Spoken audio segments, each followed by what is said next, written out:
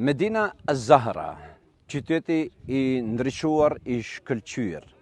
Quheshte qyteti i Abdurrahmanit të tretë, gjithësisht kalifit të parë të perandorisë e me vite në Andalus.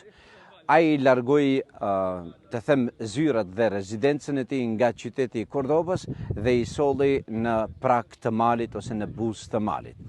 Këtu vendoi zyra të ndryshme, vendoi banimin e tij të presidenteve të ndryshëm dhe të gjithë audiencës e cila ishte pjesë përbërëse e organizimit dhe udhëheqjes shtetërore.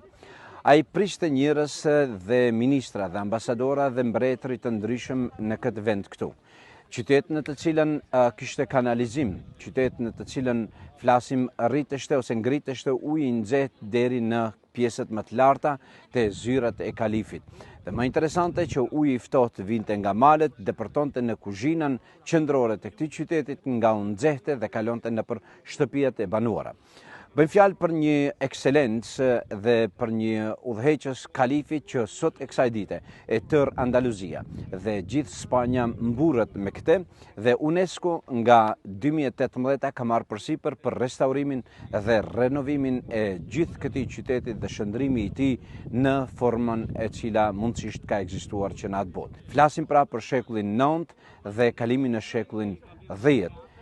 Dikund me mira vite nga tash një civilizim që sot e kësaj dite mahnit dynjan.